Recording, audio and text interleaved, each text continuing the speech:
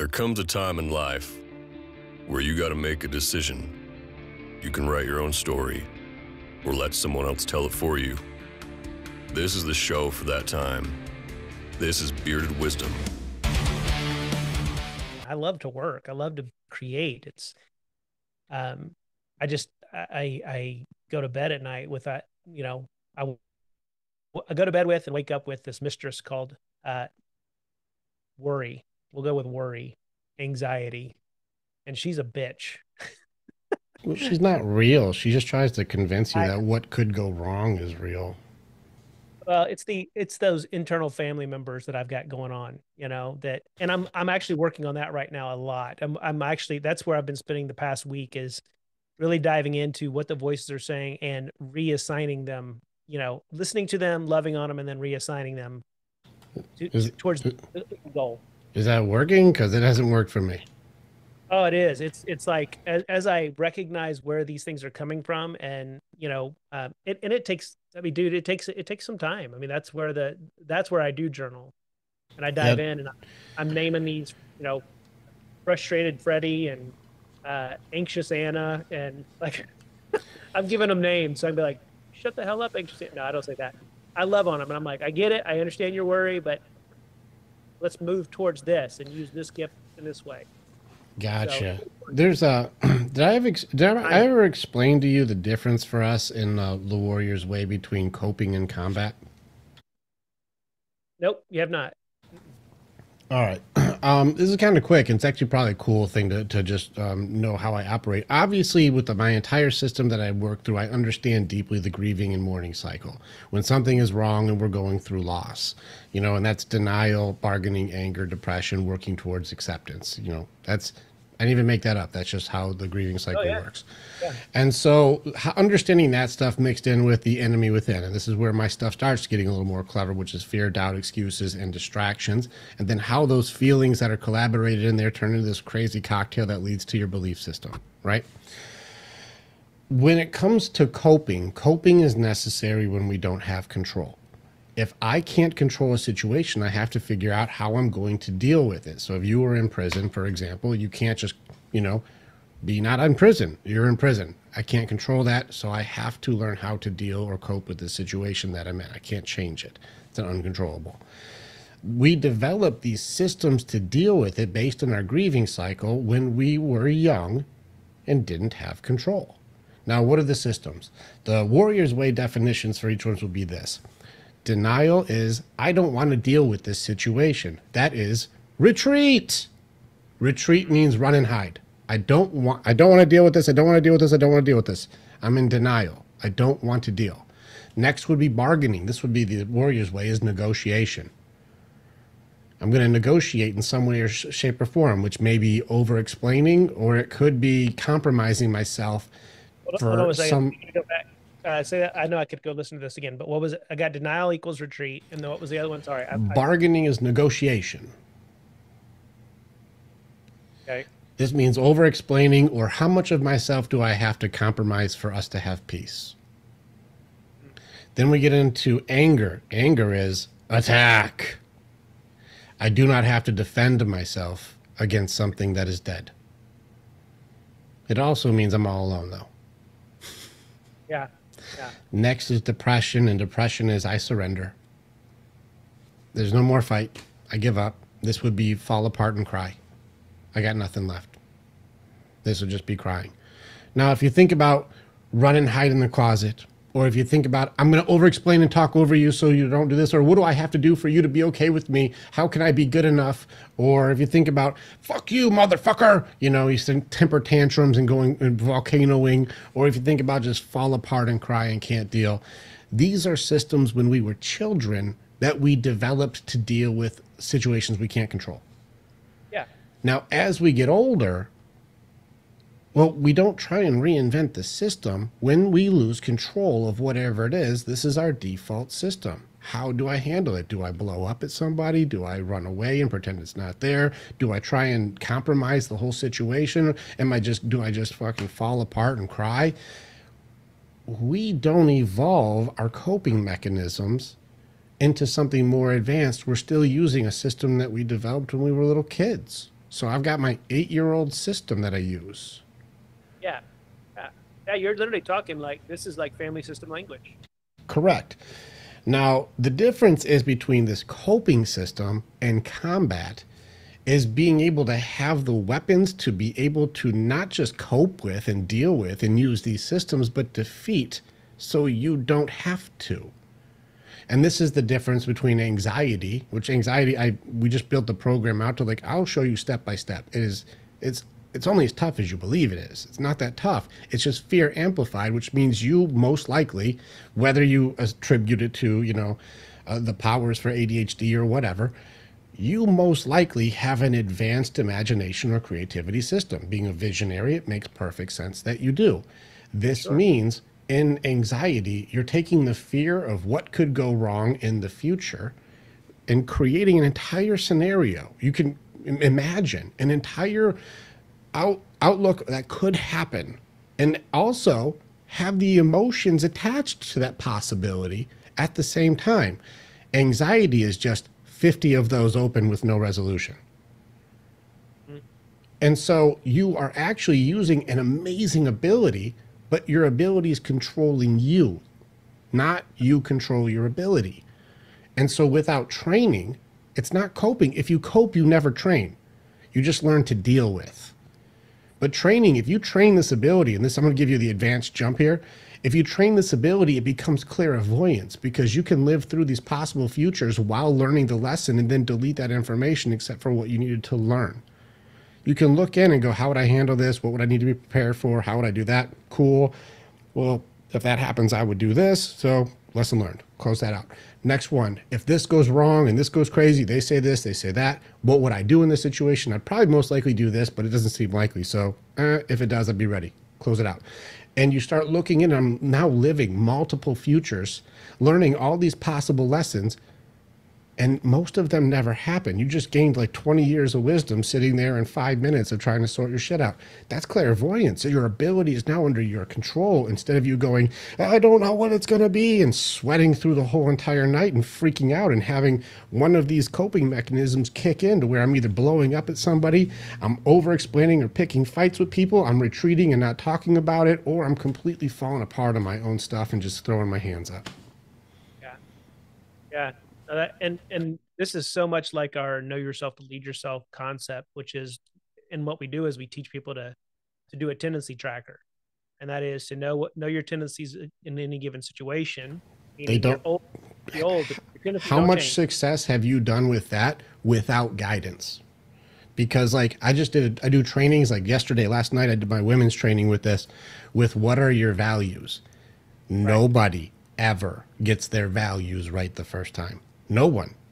Usually what they put for their values is what I want more of in my life, not what are my core values. So you'll see people all the time put faith in family when really their core values are service and growth. Yes. Or there's something underlying those two values, but they've misconstrued the object for the value. Absolutely. Yeah. 100%. And it's one of my favorite places to go and talk to people about how they're objectifying life. Because they're going, when your value is your family, when family becomes, or and when a noun is up there at the top and not truly and a value is a noun, but I mean that in an objectified kind of way. Wealth is that really a value? Why do you want wealth? Well, what's underneath that is where the value resides. So yeah, I love walking with that because it ends up being security and peace.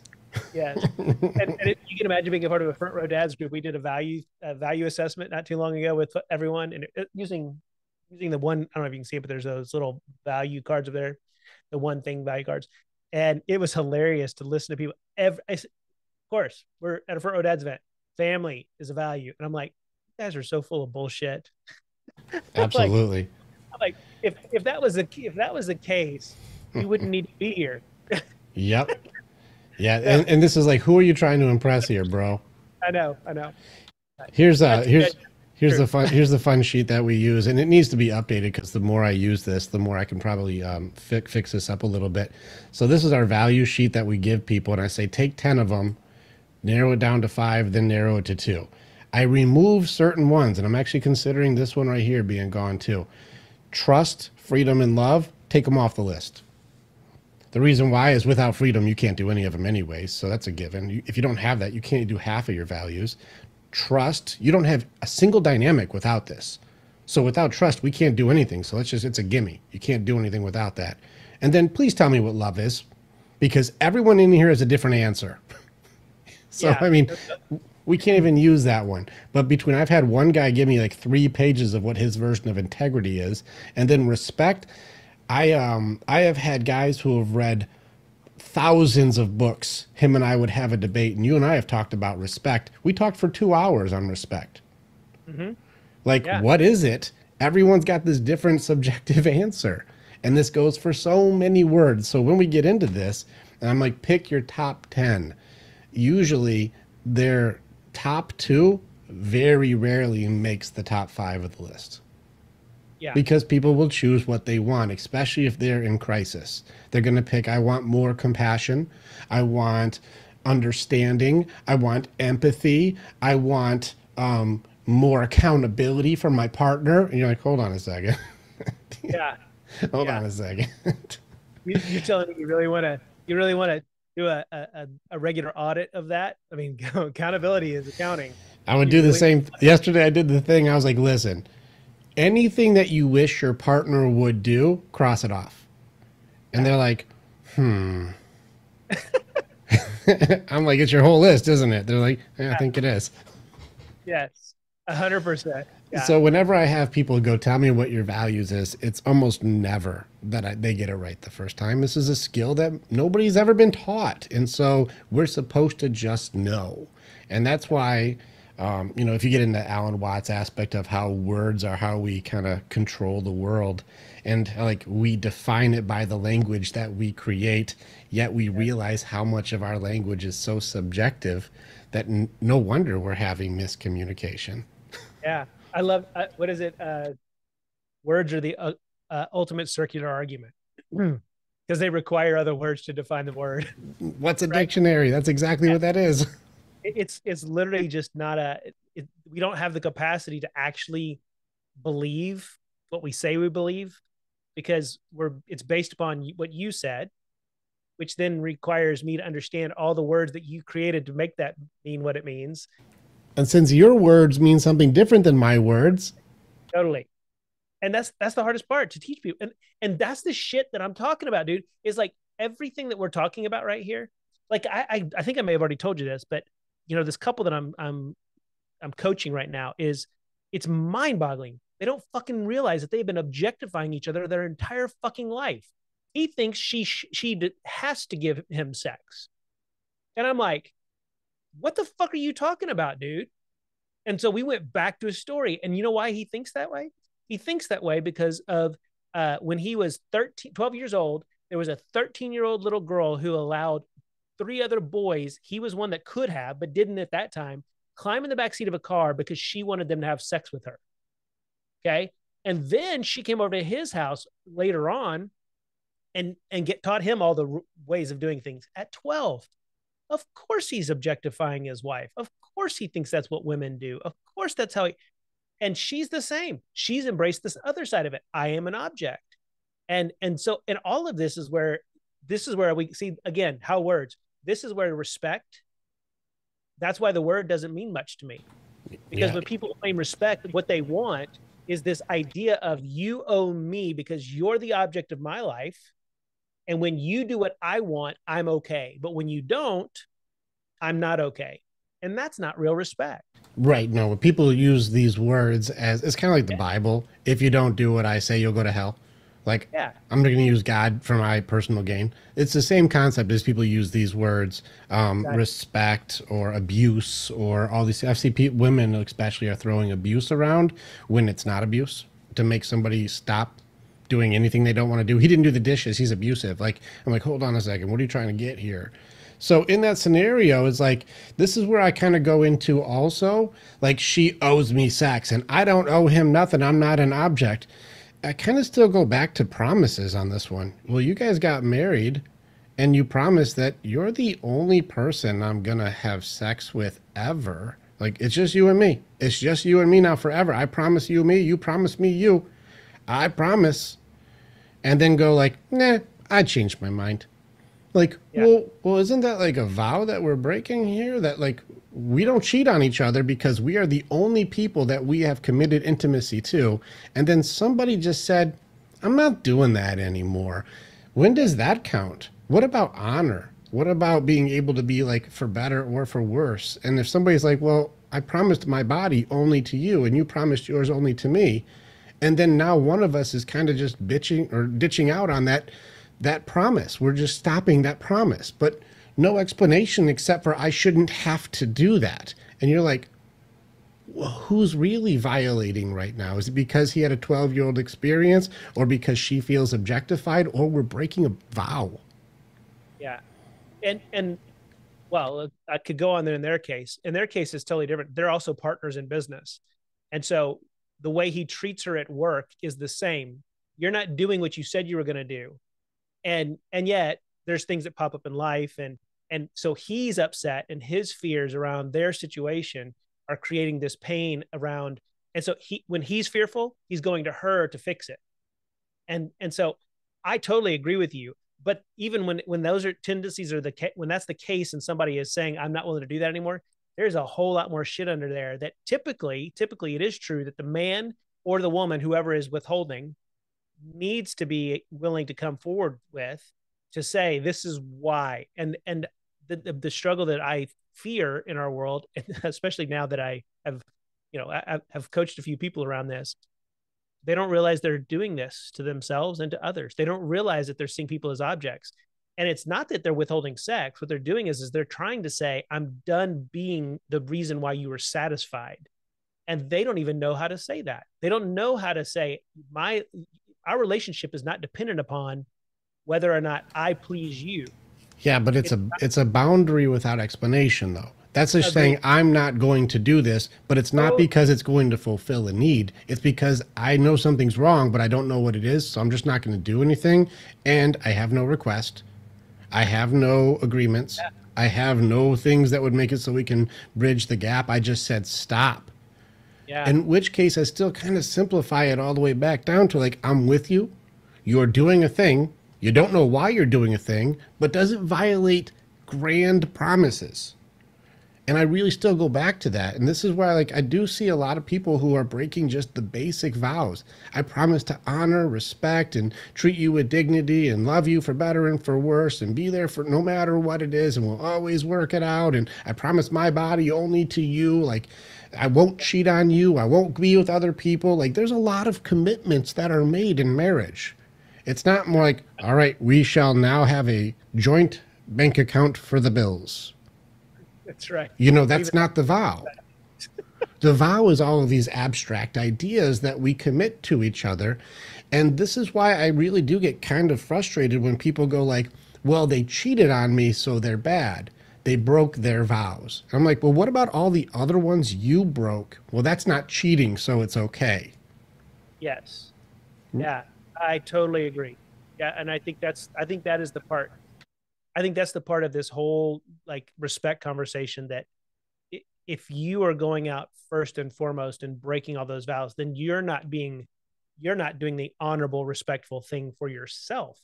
And I think that's where it comes from is they don't, tendencies of people who demand respect are people who usually don't have respect for themselves. And again, what do you have to do in that case? You have to objectify someone in order because you can't be introspective. You can't go inside.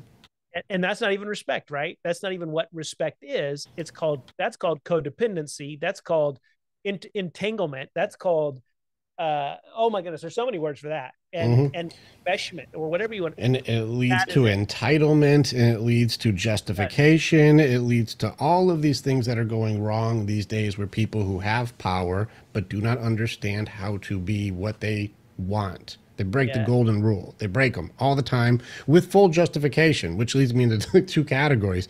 I'm fascinated with justifications. We can do all manners of wrong and call ourselves good. Absolutely. Justifications is such a fascinating form in psychology. I find it amazing. I can treat you in a way I would never want to be treated. Fully justified. No empathy, no compassion, no connection. I can wish the worst things and also inflict the worst things on you and call myself good. Yeah. And you're like, oh, justification is absolutely fascinating. And then this other part to it where you're watching these people just completely abandon all like just reason for the golden rule and call themselves the right one. It's, I don't know, I'm blown away by just the behaviors with the lack of awareness on what it is. Yeah. Respect itself is a judgment, and people don't even know that. Yeah. This is how Yeah. I assess whether I believe you're good or bad. We just did a, gosh, I did a few trainings, some really big ones. On, we just did a training on trust. I just did a whole training I did an hour and 20 minutes with a group of men on what is trust. Such a basic thing. We need trust, right? Without it, we have nothing. Great. Can you please explain it to me? Is it earned? Is it given? What is this thing? Explain it to me as though I know nothing. And it was an hour and 20 minutes to try to explain what this thing is. And this was a group of men. This wasn't like two guys. This was like, we had like 15 guys in one room, all intelligent men. And Yeah. the closest thing we got to like a tier system of like basic general, hey, I trust you're not going to spit in my sandwich, all the way down to like the 5 tiers of like, I fully commit and surrender everything to you, love.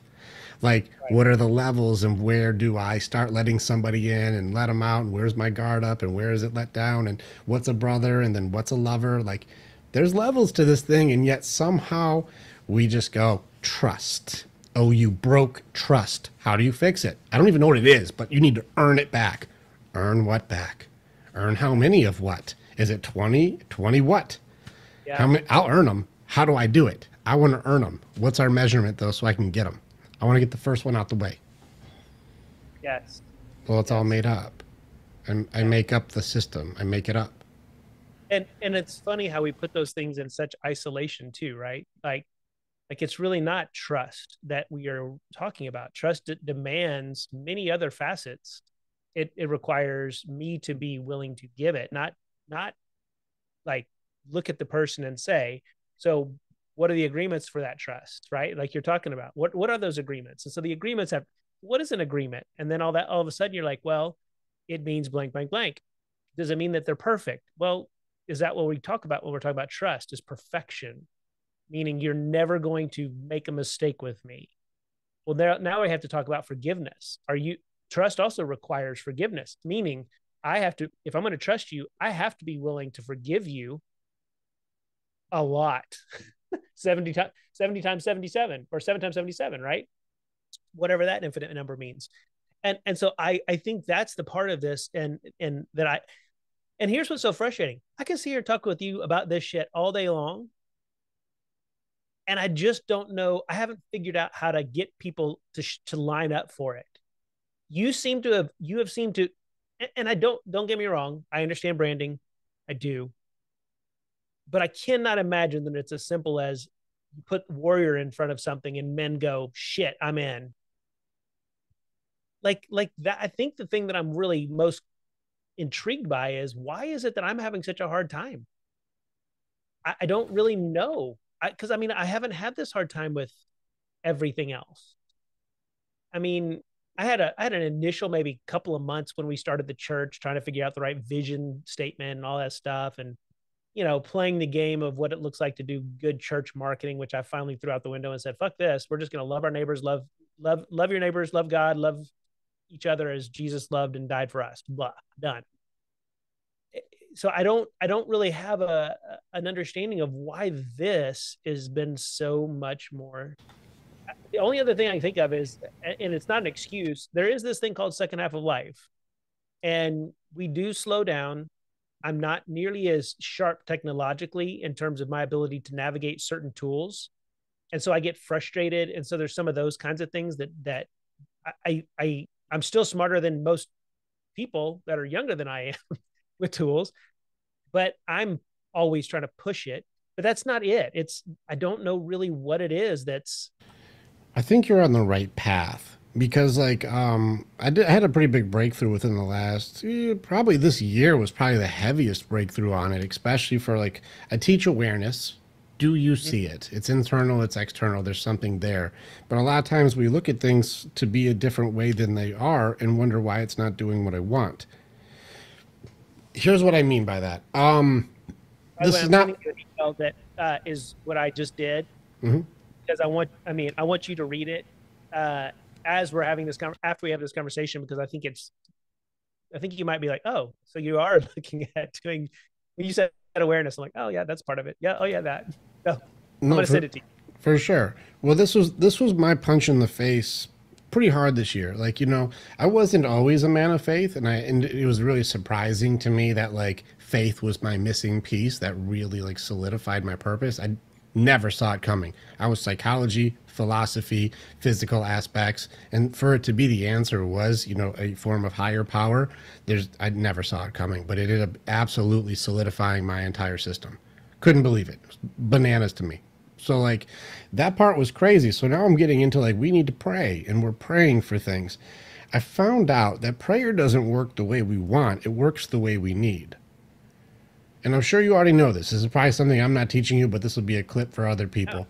So with this one, I messed around this year. What's I can that? handle teaching. I can handle teaching too. Okay, good. So I remember this year because I was in a high level of leadership and things were evolving very quickly, and I needed to be able to level up myself very quickly to be able to manage the amount of influx we were having. There's too many people coming in, and I couldn't handle it all. And so I would mess around, and I prayed for wisdom. I prayed for understanding. I prayed for leadership. I prayed for me to be able to be better in these categories.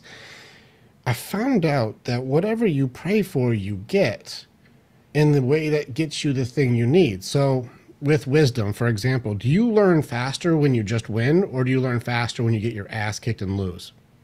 Oh, 100%. Okay. Wait till you get the email I just sent you. Yeah, for sure. Okay, yeah. So like I realized very quickly that like when I want to learn something quicker, loss and failure is double the triple XP. You learn 2 to 3 times faster when things start going wrong. Your awareness is turned all the way up. There's something there I was supposed to be learning, and it was taught the hard way, so I got it faster. I'm like, well, damn it, I prayed for wisdom. That means I started losing, failing. Things were falling apart, hired the wrong people, lost a ton of money. Things are going bananas right now. And I'm like, holy crap. Well, because of that, I was trying to also pray for good leadership. And I thought being able to give people like, listen, you don't need a leash on this one. Just go run free. Do your thing. You got this. Holy macaroni. Being able to have no guidance as a leader and saying, hey, do your thing. I believe in you. You'd think that would sound nice until they start screwing your whole program up. And you're like, what the heck? No, I had to level up as a leader tenfold in order to make sure I can stay authentic to myself, but not let everything get destroyed by someone who doesn't know what they're doing. And I'm like leveling up, but man, did that one cost me. I pray for understanding. This means I end up in situations that make no sense at all. But now is your time to practice to understand shit you don't get. I'm like, oh my gosh, what is going on? And it turns out I was praying for those things. I was praying for more leadership. Well, you're going to get put in some really fucked leadership situations to see if you can level that up faster. I was praying for wisdom. We'll get ready to lose. You need double XP. You're going to lose a lot right now. Oh, damn. People are praying for more money. They expect a deposit from God to be in their bank. No, what's going to happen is opportunities show up that make you have to learn new skills, relocate, change your routines, do something completely different so you can have more than you had before, because you can't do what you were doing and have more. Those opportunities show up, but if we don't see what the thing I'm supposed to be getting from this really backwards lesson, I won't get it. In which case you're like, what am I missing here? There's something I'm missing. What am I missing? Why? How come this isn't going the way that other things have gone? There's a disconnect with I've done this and successful. I've done this successful. I've done this successful. Now I'm doing this, and it's like bump, roadblock. What am I doing? Well, it's like, let's pay attention to our prayers. I hope we're not praying for patience. I hope we're not praying for fortitude. I hope we're not praying for, whatever it would be that would make it so I have more compounding problems. I pray for Deep understanding for massive stress. Well, then you'll get massive stress so you can have a chance to practice understanding it. Yeah. And this is where I'm like, well, I got to pay attention to my prayers now, because I'll get whatever gives you that. And that's the tricky part, is it doesn't, I wish God would just drop $1 million in my account and just be like, and deposit dropped. No, he's like, no, you're going to have to learn some really difficult things that allow that door to open for you. So let's give you difficult things. And so that's where I'd go, there's something happening that's not the way you want it to go. That's supposed to teach you something. And that's why the awareness piece is there for, it's in front of us and it's not the way I used to do it. So there's something here I'm missing.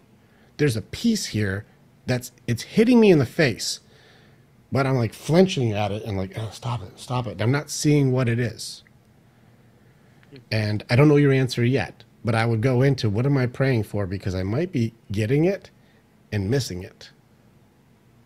Yeah. My prayers really are pretty simple these days. I pretty much keep them, well, prayers evolved, right, for me. And it used to be that I'd pray like everyone else. It used to be that I'd go in my closet and just pray the Lord's Prayer. And then I started hearing literally like voice, like a name would just come on my mind. And I would similarly, I'd be like, I'm busy right now. I'm praying. And then I was like, oh, wait a second. As I'm praying the Lord's Prayer, he's actually speaking to me these names. And then I started calling these folks and they would be like, oh my goodness, what in the world? Right. And now it's gotten to this place where I don't even have words. I literally go sit on my back porch, and sometimes I'll sit and it's in my writing. Sometimes I'm sitting in my writing and a voice comes in and it starts just to, like, the tone changes. It's no longer me saying anything. It's now me talking to it's a letter to myself. And I'm very aware that this is how things have been working for me. It's just bizarre because I don't understand. I know there's plenty left to learn. I am not the guy who's sitting around saying I got it all figured out. It just seems like a lot right now. And it's been since 2016. There have been small little spots. I mean, we've been able to live off of certain, I mean, I've made some money here and there with real estate. Now I don't have my license is not even, it's about to expire. And it's not a good time to be in real estate anyway, so I'd have to start all over. I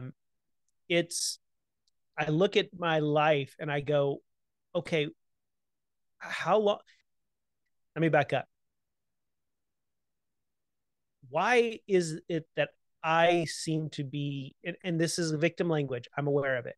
Okay. This is in my worst moments. Why is it that a guy that I know who is a really good dude, but he's had great success at Cutco, still worked for them. Then he didn't even write his book, wrote this book about dreams, had someone write it, and then came up with a system in a journal that he goes around and people pay him $8 fucking grand to fill out a dream list. And there's no message behind it. I've sat through it. There's nothing there. And I'm not even envious of him because I love him and I'm so thankful he's being blessed in this way. I love him to death. He's one of my close friends. But I look at that and I go, I'm working my ass off to learn and know and have to be this person. Like, I'm really doing the work and I've been doing it my fucking entire life. And then shit hits the fan and I'm like, why is this, like, God, I mean, literally, I can't even tell you, God, I am like, make me like I'm the dumbest person on the face of the earth. It needs to hit me so smack dab in the face. I'm ready. And nothing. I fucking don't know. Yeah. I'm like, why? He's not praying to God in the same way. I don't get it, man. Maybe not the same God. I don't know what he's doing. But this is also the thing is I remember a marketing company guy, he told me this one time. He said, if you want people to pay attention to what it is you're doing, you have to speak like a caveman. And you don't speak like a caveman. That makes it very difficult because if I had to say, please tell me what it is that you teach, talk about like a 6-hour conversation. But how can you say it like a caveman? know your dreams, lose weight fast, get hot chicks, have more money. Like, it's got to be like caveman talk. Well, how can you caveman answer your thing? I definitely had the same problem, because even I had people who professionally speak caveman go, ah, shit, this is a lot. ChatGPT is coming in next. I'm gonna re-upload that letter that email I just sent you. It's like, please write this to a caveman. It actually, it's kind of crazy. And I'm even telling my integrator, I'm like, when you send this email out, you have to send it like a caveman, like, no more doubt, kill anxiety forever. Like, caveman this thing. That is super hilarious. I am going to literally, while we're here, we're going to do this. You keep going, but okay. I want to see what it says. Oh, you put in chat GPT to see, like, convert this to caveman talk. I actually am also curious to see what it says. Okay.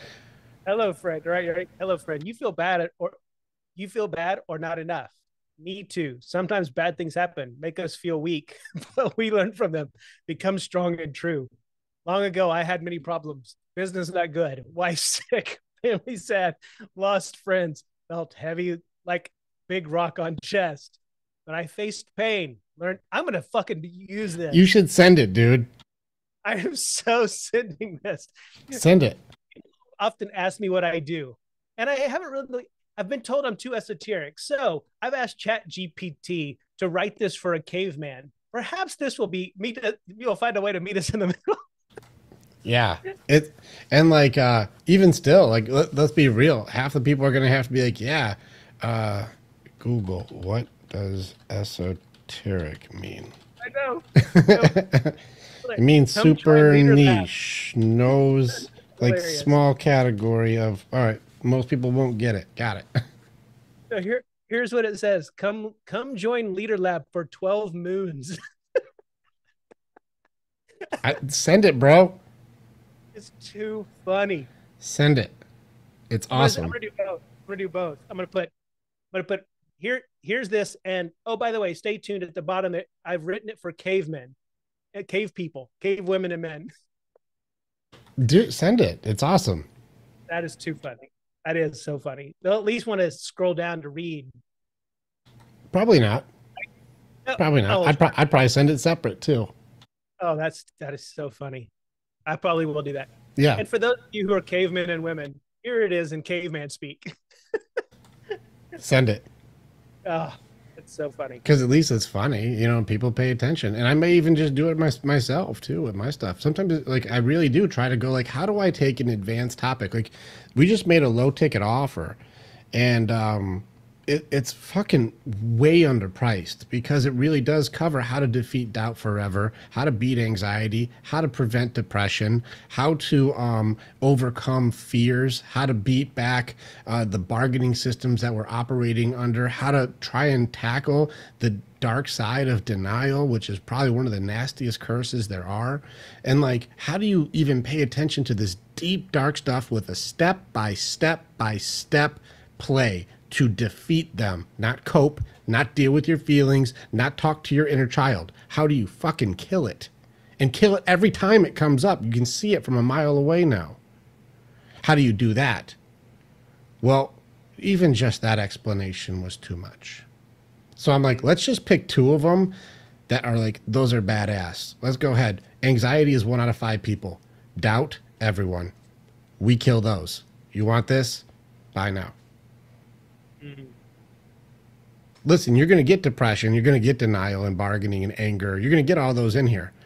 But you wanted doubt and anxiety. I'll give you what you want. When you're in here, I'll give you what you need. Interesting. So how do you take it so you can get people to go, I am interested in the basics of this guy. Let's see how esoteric he gets.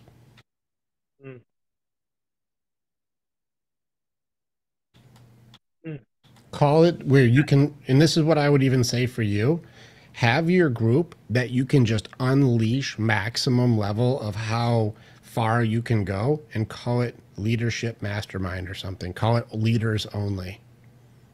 Inner circle is what I'll probably. No. No, give it some sort of a prideful status to make it so like this is where I push my limits to go up into higher leadership. Inner circle is like the round table, but it's too inclusive. I Yeah. want this to be like an ego push for you. I want you to go like, this guy's really hitting high level. And it's like, well, now instead of judging his level he's at, I'm going to strive to get there. Yeah. Because that's Yeah. what leaders do.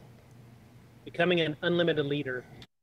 Like that's, that kind of shit is where I think that yeah. Yeah. I- This is call it like breaking leadership limits. Like this is where I push you beyond anything that makes any sense to see if you can grow into the man you're meant to be. And I'll show you how to do it, but I'm going to be operating at this level. Keep up if you can. I'll help you get there if you can't. Be as esoteric as you damn well want. You go maximum level, turn it to 10 and let's go. Because that's what this is for. Make it so it's a status that you have to earn. You have to go through this part to even be able to understand what we're talking about in the next one. You telling me I can't understand it? Listen, if you want to fast track it an extra 5K, I'll throw you in. Let's see if you can keep up. If you can't, I'll just, finish out the other one and then jump in when you're ready. I'm going to challenge you to keep up. Tell me your ego already is like, I can keep up. Oh shit, I feel that way. I Right? feel that way. And so that's in there. And if I'm challenging, like, listen, Les, I'm going to go real fast, dude. And a lot of people can't keep up. If you can keep up, you're welcome to join the group. Otherwise, I need you to complete basic camp before you go into advanced. Most people can't keep up. And I don't know if that's you or not, but we go fast here. Are you a leader and you can keep up, or do you have to go through boot camp still? Yeah. I mean, dude, that's literally what my master's, my MDiv training was. That it was, they talked about it. It was boot camp, and it was literally, it was so painful.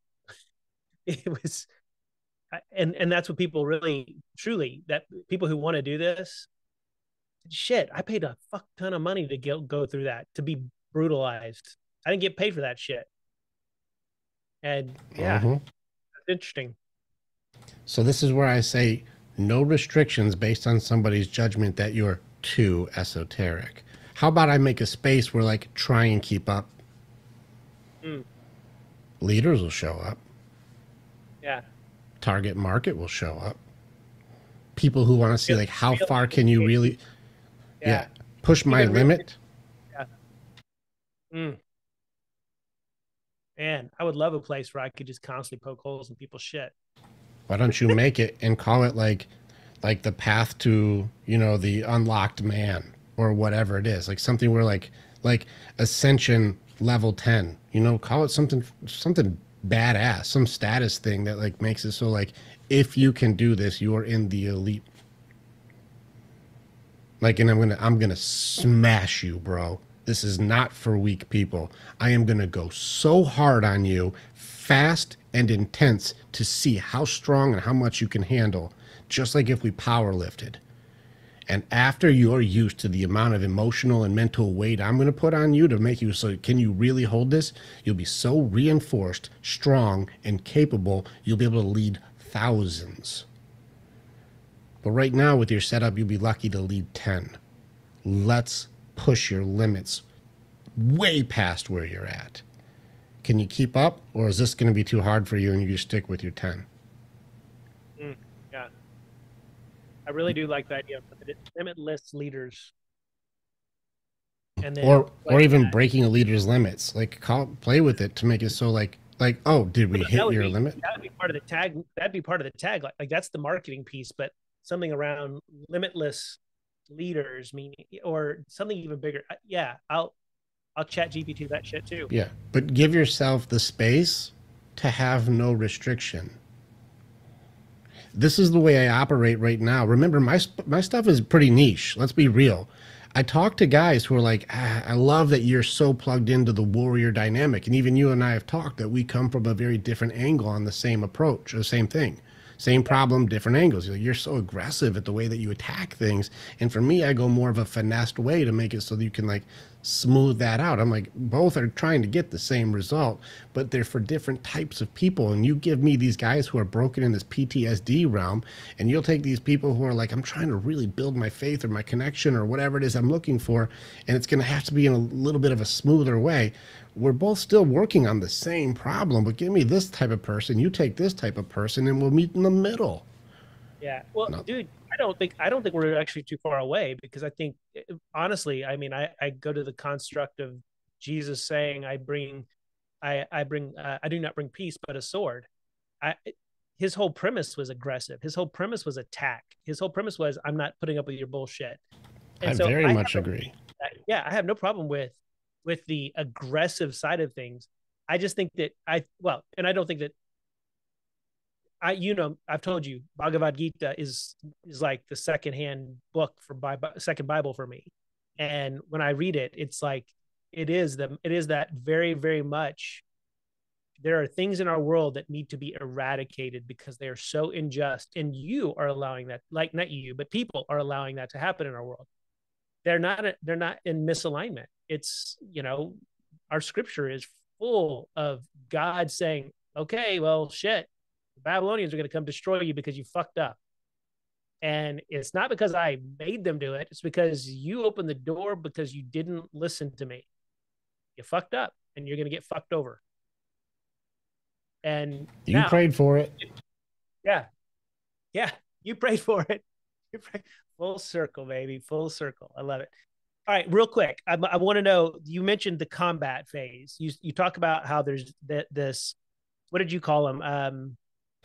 Coping versus combat. Coping versus What is the real difference between your combat phase? So there's each one of these things when it comes down to it. That's why I mentioned doubt and anxiety. I'll just keep it very, very simple on this one. I mentioned how does anxiety work when I talk to clairvoyance and how that operation works. Anxiety is just fear amplified. So let's work on fear and beat fear. Well, fear is not real. It's a possible future that may or may not ever happen. Most of the time doesn't happen. And a lot of our fears are based on something from the past that we're projecting into the future of, I don't want to happen again, or hope this doesn't happen. We're usually trying to alleviate pain in some way, shape, or form that doesn't even happen most of the time. And so how often are we fighting shadow monsters? Well, with anxiety, you just create multiple shadow monsters. There's just too many to handle at once because none of them are solvable. All of them are possible futures. I've got emotions attached to each one. In fact, some people have had so many arguments with people who aren't even there and get really mad. Mm-hmm. Like, I'm sure you've had arguments with Heatherly that she didn't even know happened. Oh, sure. Yeah. That's happened. Yeah, which is really you making up her answers, so you're actually fighting with yourself and mad about it, really mad. Probably more mad than when I'm with her. Correct. Yeah. She's been way meaner to you when it's not her. I know. 100%. In which case, what are we fighting? Well, this is a shadow. This isn't real. This isn't even a real thing. It may be noisy to you. It may be a large, scary shadow monster. But if you're ever on your purpose or ever on your drive or ever focused, a lot of times you'll walk right through the smoke and they'll go, what the? You just walked through a shadow dragon. And you're like, I didn't even see it. I was so busy focused on my thing. I just walked. And they're like, that's amazing. You're so courageous. You're so brave. It's like, I honestly didn't even see it.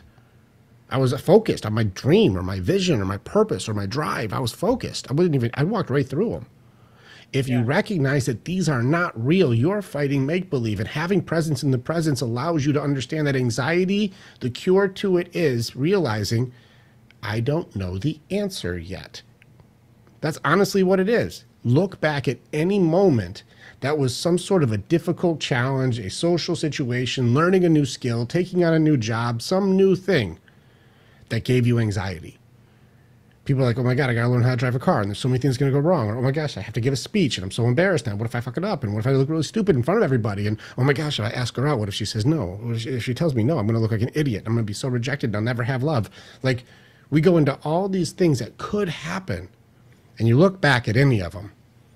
Now you know how to drive. Does it still give you anxiety?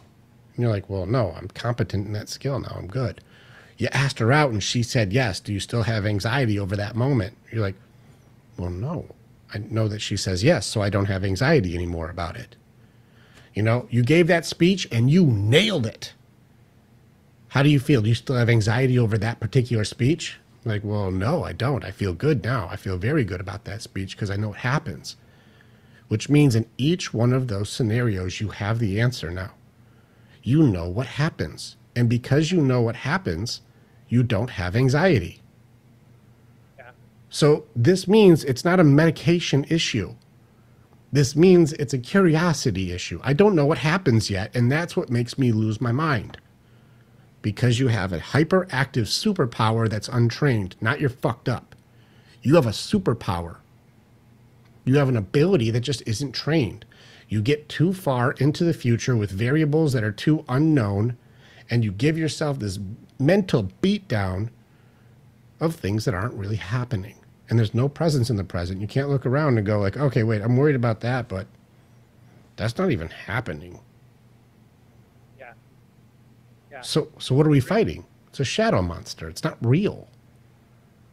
Yeah. Now there's danger and there's consequence. Those things are real, but when those are there, you have less anxiety because you know what it is.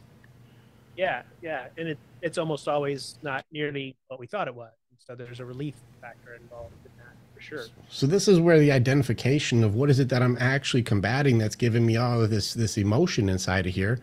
Well, you're fighting technically make believe, dude.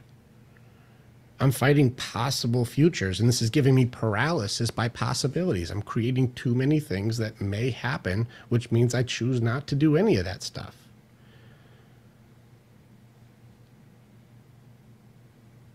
And I sense that I'm going to put this, I'm going to or put this in my own words using with the word combat. It's kind of the idea of taking the time. If I look at my enemy, whatever that enemy is, okay, the outcome of moving through this particular person, there is an endless amount of options involved. And if I spin my wheels trying to figure out the best one, the enemy is going to come in and destroy me before I can actually destroy it. Which is where, instead of looking at the shadow as all of these possible things in the darkness that could go wrong, just put a flashlight on that shit and you'll see there's none of that stuff there. Yeah. We're looking into the dark, concerned about what's in the dark, when really if you turn on the light, you realize all the things you're scared of aren't even there. Yeah. Dude, there's so many overlaps to how we operate. It's like, to me, this is all about, that's the ego. The ego is the monster. It's not intended to be a monster. It's a tool. It is a beautiful tool that is put there to help us be protective. But it's almost that rogue soldier who's lost sight of his role of taking care of you, and he's now calling the shots, and he's now telling you where you're going to go based upon. He doesn't give a shit about your mission. His only job is to protect.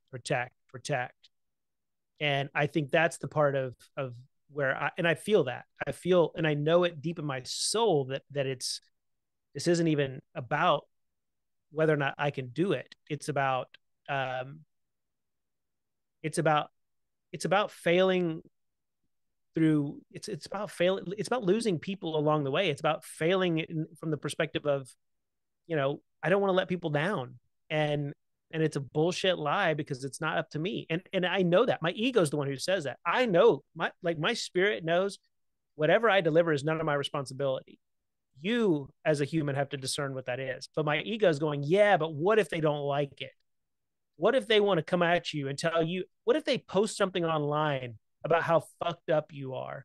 That just gets to the race to acceptance part. We're like, they did that. Okay. Yeah, no, I appreciate it. And I've had it happen. And I'm okay. And I know, and I actually go, that's really funny that they said that. Because now you know the answer. Yeah. And I don't mind it. It's just that I think my biggest fear is probably having the same ambition that I had when we did the church plant. And ambition's a hard word, but it's not really the right word, but it's the one that I know of. But it's this is the rest of my life. I will do this for the rest of my life. I will be. This is where it gets really tricky, though, is like, how many boats are you looking at here? In terms of? Well, I mean, I could do this boat, this boat, this boat, this boat, instead of going like we're burning them all. I've only got one. Well, This is the boat. that's the part, and that's what I've sent you in that email is I my first thought is that's the boat, because I think that boat will lead to one-on-one conversations that lead to deeper and more meaningful, even I mean like that's where it's going to lead them to the limitless leader coaching, you know. And I think that is the part that that I long for is I long for the natural progression. And I think that's why this like church, I did it all my life. And despite the fact that we failed, there's some good reasons for that. But there's also just the reality of I didn't have the right support at the time, you know, and I was immature and young, and it was too much. But that piece of it, when it comes to how we did it, it was just natural to make these. It just I knew how to do it. I knew, okay, here are your basic ideas. You've got Sunday service, you've got class settings, you've got, you know, youth group, you've got, and all the pieces were natural, and the only way to start that was by meeting people. And also, if it all went wrong, did you have the system in place to make it so we can kind of adapt to be fine? Oh, sure. I mean, we tried all sorts of things. We Yeah. moved and we changed locations and adjusted, and There was the just only this thing I level of know is, flexibility that was fine. It was like, let's fail at all the pieces. Well, now you're putting so much of that. This is gonna be it forever. This is the way. ah, And if you have that level of pressure, you can't make a mistake in this one. You can't goof it up. You can't fail forward. And we still have this like, oh, this has to be done right. This has to be done right. This is my whole way. This is going to be it. It has to be done right. When really the success comes from failure is triple XP, bro. yeah. My program over the last few years is completely different. It was way too broad, way too big, and I'd have multimillionaires buying my program. And it compared to what it is now, it was all over the place. And The map. I have, well, before the map was really cleared out. Like this is when like it was just here's this section, and I go through it now. This is before I had Grammarly. I'm like, holy crap, there's typos like crazy and misspellings like crazy. And I got people who are multimillionaires buying this typoed, not well written. The ideas and concepts are sound, but it's just poorly done because that was my skill level in this one category, not an integrator also. So like it's funny how I published books and I'm terrible at just the grammar and the punctuation and the spelling and the writing part. And I have to go through it multiple times, but that's the way I have to do it. I have to fail everything. The reason I'm probably as successful as I am in what I do is because I have zero fear of fucking the whole thing up. I have not one sleepless night of failing this thing. You know, it's Okay. hilarious. What's hilarious about that is I don't really have a fear of failing this thing, but what you just said is it came to me earlier, and I feel like I don't know why, but I'm going to say it anyways. Um, it's quite funny that we praise Solomon for praying for wisdom and not wealth, and then God grants it to him. And yet, when you really study the story of Solomon, he was a massive fuck up. He was literally a Donald Trump. There was there's a quote for Solomon that actually I shouldn't use Donald Trump. Donald Trump was actually probably wiser. I should use George W. Bush. That's who. That's the one. The one who's like, they definitely have weapons of mass destruction. That guy. And I love him. I mean, I think his heart was in the right place. But dude, like he literally had the Jewish people build the temple as slaves. He enslaved his own people to build the temple of God, and he's the one who asked for wisdom and was given wealth and wisdom. And well, you there go, oh, there was a okay. very discouraging line in the Bible, and I'm trying to find what it is where like, where he prayed for wisdom, and then there's a line in here, maybe it's translation to translation. I can't remember what scripture it is. I know I'm looking through Proverbs right now, but there's a scripture where it says like he prayed for wisdom and God gave Solomon like he was the wisest and most wealthy man that there will ever be or something like that. There's some line that it was like he is the most wise and the most wealthy ever. Like that's who there will never be another man who has this gift bestowed ever. And I'm Yeah. like, well, that seems like bullshit. I sure would like that one. Can I get like one notch under? That'd be cool. Oh yeah, as Solomon became known as his for his great wisdom and understanding, and his reputation spread throughout the whole world. Additionally, God blessed Solomon with riches, honor, and a long life, as described in 1 Kings 3:10-14. Yeah, maybe it was just the translation that I found for it. I don't remember which one it was, but it was one where it said like, "And none will ever be more wealthy or wiser than Solomon," or something. Maybe it's situational, maybe it's a translation thing. But I remember reading it and getting discouraged. I was like, "Well, that's kind of bullshit." Yeah. Yeah. Trying to remember. I feel like I know what you're talking about too, and I'm trying to remember what it was, but I'd have to find it. I mean, like it was just one of those ones where I got discouraged rather than like I got this. I was like, well, come on, God, you used to give out superpowers. I mean, can I take some of that one? yeah. Throw Well, and some in the throw some Samson my way. Let's do that. and in the end, of course, he writes Ecclesiastes, which is absolutely my favorite book of all time, and it's vanity, vanity of vanities. Everything is vanity, meaningless, meaningless, chasing after the wind. All that's left is to eat, drink, and be married. You're like, and yet even that's meaningless. Correct. Which is that's literally what my ayahuasca experience was. Really? Yeah, it was literally this. The whole I came out of it going, nothing matters. Everything is. This is just what God does. God does what we're doing. What an interesting level of acceptance that you would have in that. Oh, I know. Especially considering what we're talking about, right? Yeah. And if nothing matters, well, wouldn't it make it more sense that we're kind of ridiculous for holding on to so much? 100%. So this then you being stressed is almost silly. Oh, it's 100% silly, which is why it's so frustrating. Yeah, because you're like, well, none of it matters anyways. What are you doing? Why the fuck am I not just hitting send? You should You know? send it. Why aren't you? I'm going to. It is Yeah. today. Like I don't know, not today, but tomorrow because it's too Send it late today. now. No, it's not. Send it twice. Send it tomorrow too at the time you're going to do it. Who cares? All right, I'll do it. I'll do it. Like, what are they going to do? Read it too much? I still have to set up the form, so we'll see. That's Put what I'm put saying. put a Calendly link, whatever. So that's what it's going to be. But I was going to do that but I'll just do the Calendly link. I just want to check one thing. I don't want to have to check 50 things. Agreed. No, I would. So the whole point is that I wanted it to go directly into my system.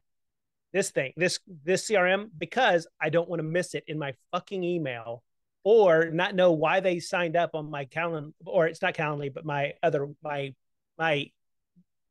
calendar link, whatever it's called. Yeah. So, well, shit. All right. This has been good. And honestly, I think probably more than anything, this is going to sound like a really weird thing. And I don't necessarily need it. It's just helpful to have a cheerleader. It's more like not a cheerleader. You're like my boxing coach. You're like the guy when I'm fucking tired. And you're like, dude, all you got to do is just keep ducking and swinging, and you're gonna connect. Just when he turns left, just make sure you come up with that uppercut as he's coming back. Like I'm like, I saw you block that one with your nose there. How'd that feel? yeah. You should remember that thing I showed you about the swing. Remember that? You should try one of those. Yeah. Come on, man. That's it. And I would, I've been kind of sucked into a little bit of my wife this last week because it was hard being with our kids. It was beautiful. But it's such a weird. I can't remember how many kids do you have that are gone? We have none gone. Actually, this gone. week, Andrea's been gone. She had a work trip in New York for the week, so the girls are about to be home in 15 minutes. It's been me and the girls this week. Oh, nice. Maybe. I got 3 teenage girls. It sounds nice. I know. Listen, yeah, I realize sometimes very quickly how well I've trained them to be independent and how not needed I am most of the time. So that's part of what's going on. So my wife has been a mother and a wife, but mother was her name. Mom. That's it. That's her title. And they still call her and they still do those things. But when all right, I'm going to share this last bit. And this is the last time I'm going to share this story with anyone. I'm going to go ahead and say that now because I don't know if it's beneficial, but we drove to Colorado. We went through Abilene, which is where my family lives. And we went to a thing called Sing Song, which is at my alma mater at Abilene Christian.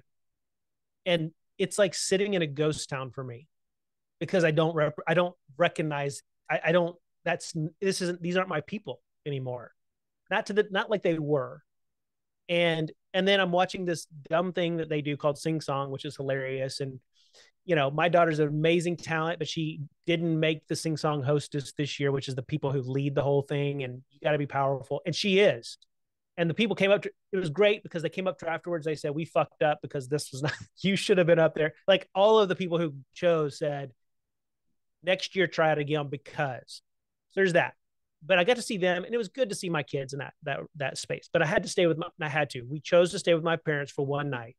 My dad's 75, looks like he's 100. He's got awful, awful problems. He's the guy that I used to think could do anything. And it's hard to sit with that. It's hard to watch it. It's hard to be there. My mom's crazy as can be. I mean, not real. She's sane, but she's going crazy because she's dealing with my dad who won't even, like, he falls and hurts himself and needs, like, they had to go to the doctor and they found out he's fallen 3 times and he's broken a screw that's in his back that he had. And now he's got to go under another surgery. He can't handle this. Like, he can't, like, my sister's praying for him to die. She loves him, but and so do my niece and nephew. It's awful. So I'm dealing with that and this fear. Not true, right? I get it. But I have the inspiration that I held from his life and seeing him now. It's like, well, did all that inspiration that I saw in him, I know it's not true, but that's what weighs on you is, am I just going to be like him? That's the first thing. Then we go to Colorado, and we've raised all of our kids to be very, very outspoken, independent thinkers, curious, don't hold back, think for yourself, push back on us. And that's beautiful, except sometimes it comes across as disrespectful, and it's not. That's, again, me playing the game of respect that is not really what it is. They're not disrespecting. They're actually honoring me by speaking out. They're honoring me by feeling like they can be this way in front of me and knowing that I love them no matter what. But when you're sitting with your wife, who she kind of understands that, but she also just looks at it and she takes a lot of ownership around all the things that she sees that are not going well for her kids. And you go do that. And then here I am. And some of my kids are struggling financially, as we all do. Not struggling is not really right. It's just, they're just doing what life is. And it's hard because there's an element of desire to be able to support them at a higher level financially. And it's heartbreaking when we go to dinner and I have to split checks. I get that.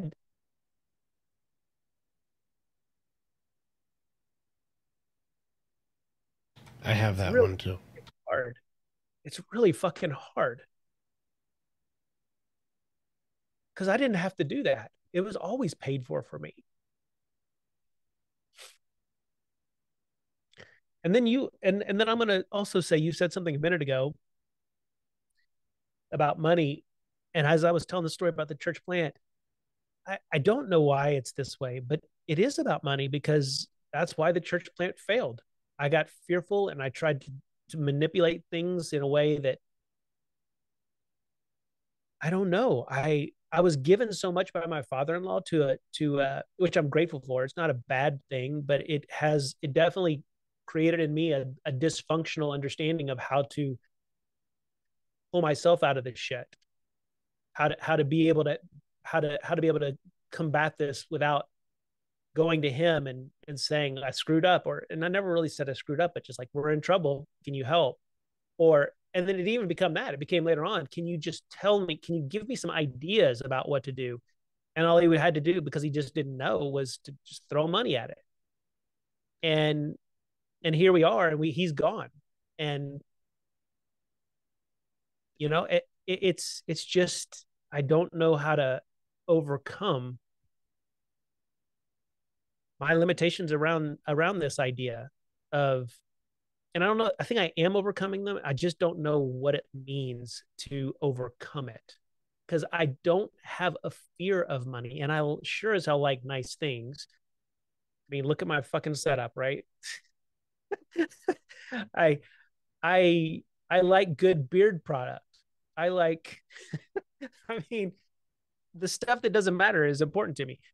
I just don't I haven't reconciled why this is the hang up. Why is it? It goes to, I remember my dad, this was a representation of this, and then I'm going to shut up on this one.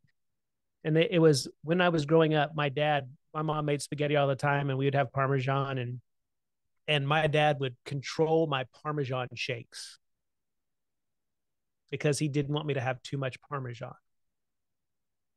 I know, it's funny as fuck, isn't it? But there's a sense in which, you want to know how much Parmesan I put on my pasta and my pizza now? As much as I fucking want, and then I do it again. I take the top off.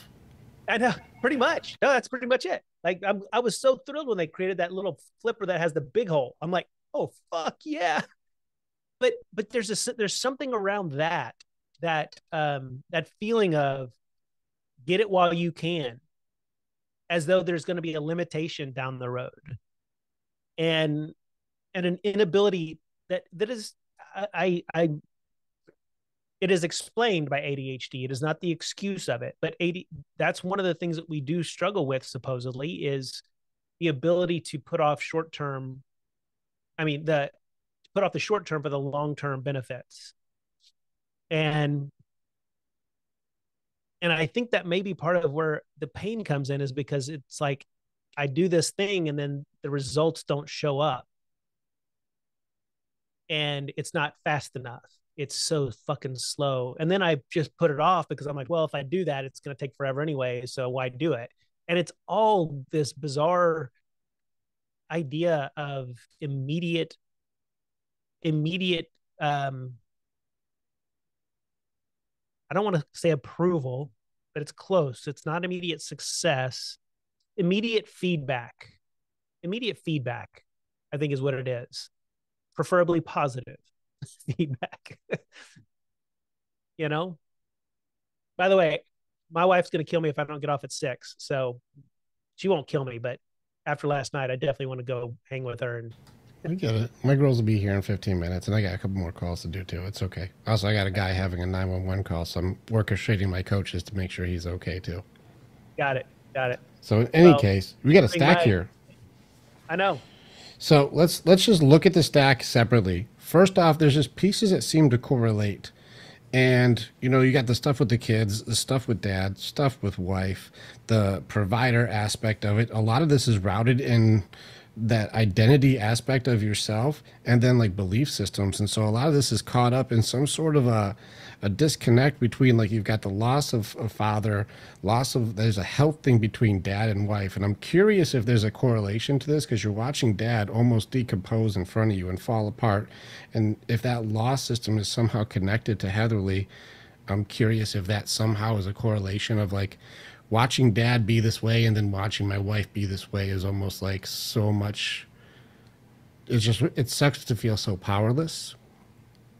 Sucks to watch it all happen, and can't, like, you want to accept dad a lot easier, but there's so much of this, like, powerless decomposing in front of you, like this. I think that the difference is that Heatherly has agreed that her health is her responsibility, and she acts like it. My dad hides everything, which is his right, but then calls us when the shit hits the fan. Sure. He's the guy. He's not. So I think I live in the frustration of the fact that he is the kind of guy that would do that. He's coping. She's fighting. Yeah. I think that's coping in combat.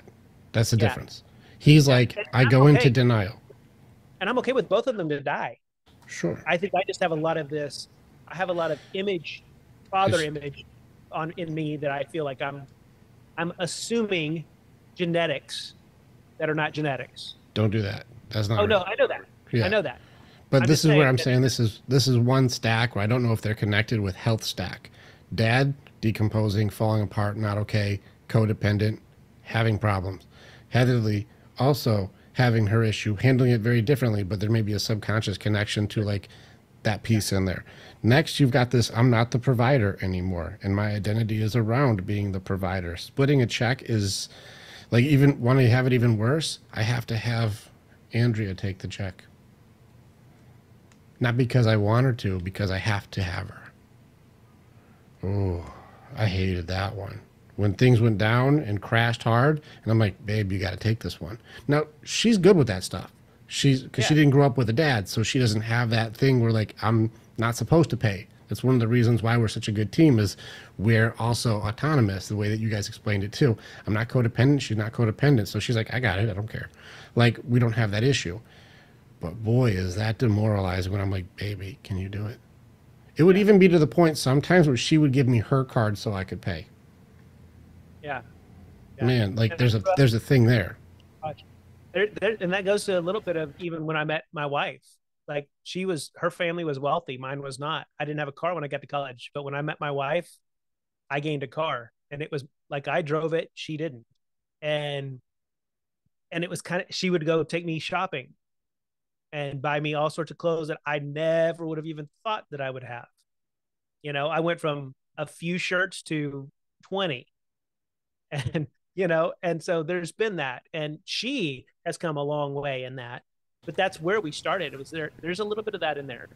Sure. Sure. There's also the connection here between being not needed, not valuable, and changing the identity behind being a provider and her being mom.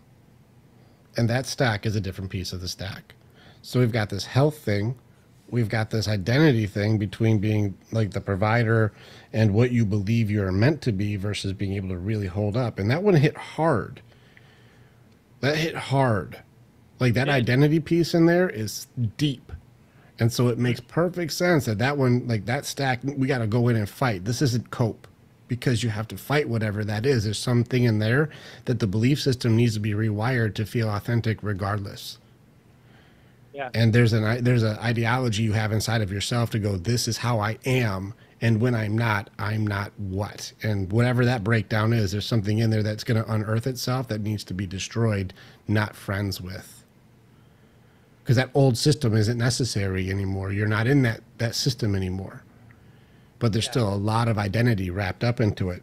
And then when it comes down to this control thing, especially the cheese shaker, well, this stack right here comes into, you're only allowed to have as much as I believe you should. And if you want more, you're wrong. Oh, gosh. And if you want more, you're bad.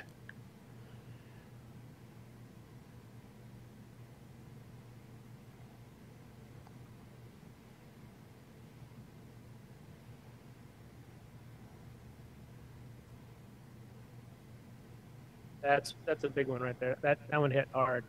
You're only about to have as much as I want you to have. Or I believe you should have. I'll create how much I believe you're allowed to have. And if you want more, you're bad. That's a church one too, by the way. Correct. That's not Mundo. just me. Oh, that's a dad one. That's a church one. That's all kinds of ones. The shame stack is pretty impressive.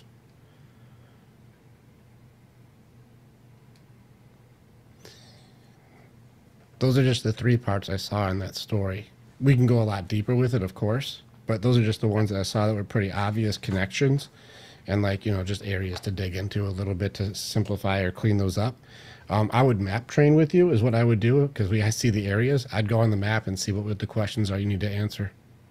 If we were working together, I'd go like, let's start with this piece that's in the law section connected to the feelings you have with this. Go into which belief systems you're operating under with these feelings. And then does this match the identity that you want to be? Or is this matching you trying to live up to somebody's expectations that isn't you? And let's see if they're authentic or not. Yeah. I would go into each section to see how it matches up. And then maybe refine it. I could afford you to do that. That sounds like a lot of work. We'll make a deal then. You coach me your program, I'll coach you mine. We'll both break each other's shit open, because I am not above having people, like, I call my coaches sometimes when I have my own stuff. Oh yeah, I get it, dude. I do feel like there's opportunity to support you for sure. So, by the way, so the other thing I want to coach you on is your microphone. You get a lot of feedback when you hit it up when you go off mute. Yeah. And I don't know how to fix that. And I can hear myself talking. Really? Yeah. So just a little bit. It's not like it is on the cell phone, but it's right. It's just enough that I'm like, huh. So I don't know if you have somebody you can call and say, walk me through this because I'm hearing too much. I know it's taken me a lot to figure that out on my own. I can't hear what you hear either. That makes it really difficult too. And so it makes it it's weird because what it feels like is you're live, like I can tell you're talking, and then when you hit the mute button, it's almost like I've lost your sound completely, which I have, but it's a weird, I can deal with the distraction, but it is a distraction that probably, if you can figure that out, will make you even that much more powerful when you're doing it. And dude, I don't think you should ever unmic your microphone once you fix that. Yeah, I could just hear so much background noise also. It's also, I think it's a conscious way to make sure that I listen. Oh, that makes sense. No, that makes sense. Keep doing it. And I think it won't be as big of a deal when that hum, it's not a hum. If it stays constant, it's just the air in the building. I can hear it all the time. I can hear when I mute myself. It completely stops, but I can hear it too.